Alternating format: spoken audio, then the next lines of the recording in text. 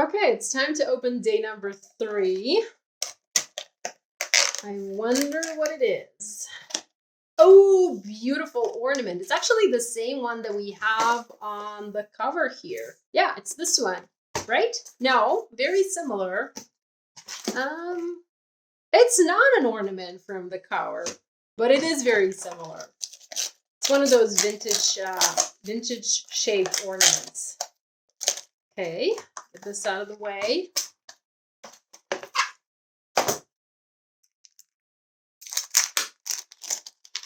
Ta-da-da-da. Ooh, beautiful.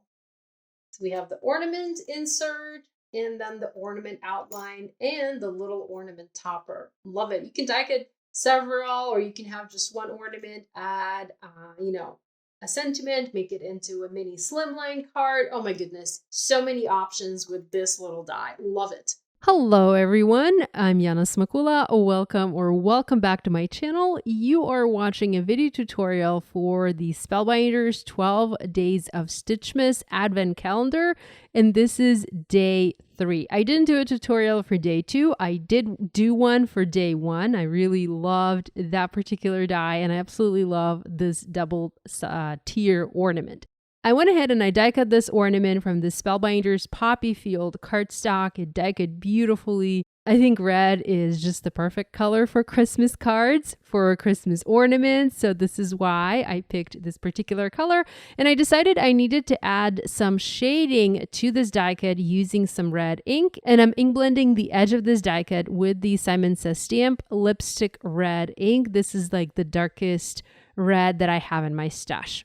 This is going to help add interest to this die cut. It's going to make the edge of the die cut darker and help it appear dimensional on the finished card. I'm using the Simon Says Stamp detail blending brushes, but you can use any other blending tool that you have in your stash, or also ink blend with any other kind of ink that you have in your stash. I typically like to use Simon Says Stamp positively saturated inks for ink blending, but there's no red in that ink family, so that's why I'm using this lipstick red. It's the older type ink from Simon.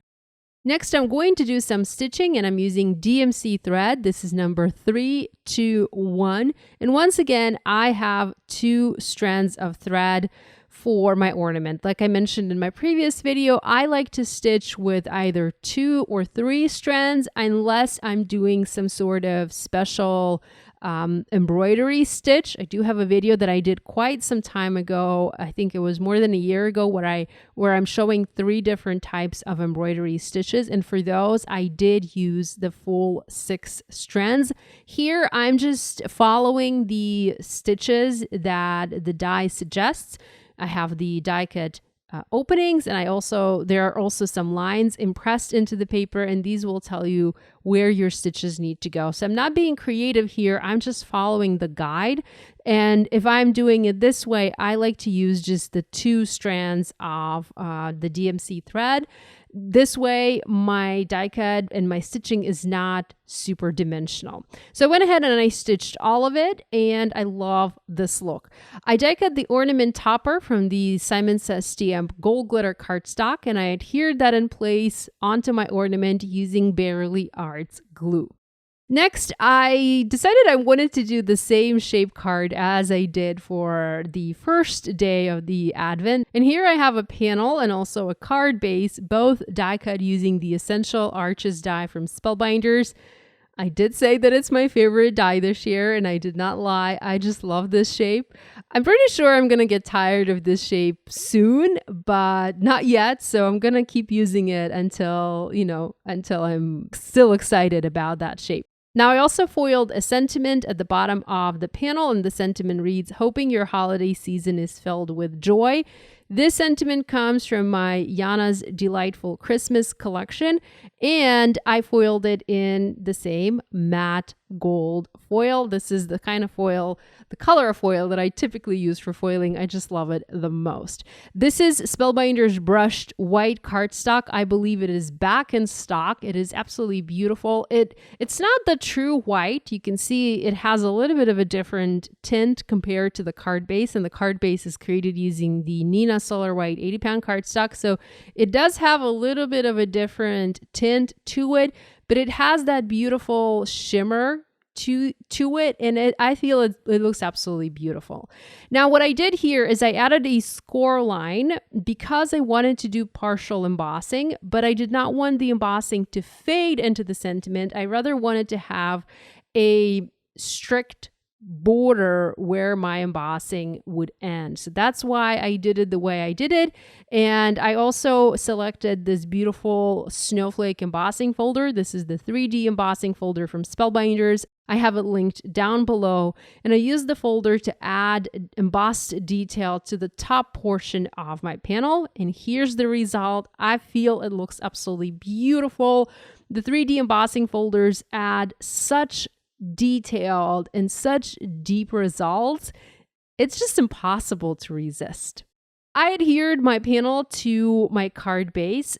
Now what I'm showing you here is you can see that my front panel is now a tiny bit shorter. Even though I used the same die to die cut both the card base and the front panel shrunk a little bit, and that happens when you do the embossing, especially using the 3D embossing folders, because the folder, it kind of pulls the cardstock. You know, it needs that paper. It needs to find that paper somewhere to add to that, to add to the dimension. I'm not sure if I'm explaining this correctly, but I hope you understand what I mean. So that's why there was a little bit of that difference in the size of the front panel and the card base. And I just used my paper trimmer and trimmed the excess off. Next, I'm using foam adhesive squares, and I'm going to foam mount my ornament in the center. I did add a little bit of the red floss. This is the same one that I used to stitch my ornament. I first added it, I then didn't like it and I removed it. I might go back and add some red twine or something just because I feel like it needs that kind of embellishment here. Lastly, I decided I wanted to add a couple of embellishments, a couple of gems to my ornament, and I'm using the leftovers. You can really see that those are leftovers of my gold mixed gems from Spellbinders. I had a couple of sheets left with like one gem on one sheet and a couple of gems on another sheet, and that was barely enough to decorate this ornament. I love the result. I love the simple look of this card. I love the white embossing. I love how deep the embossing is on the background. And I also love the ornament focal point. Thanks so much for spending time with me today. I hope you are enjoying these advent calendar videos. I have one more tutorial for you, and the rest of the videos will just be the unboxing. Love you guys, and I'll see you again soon. Bye.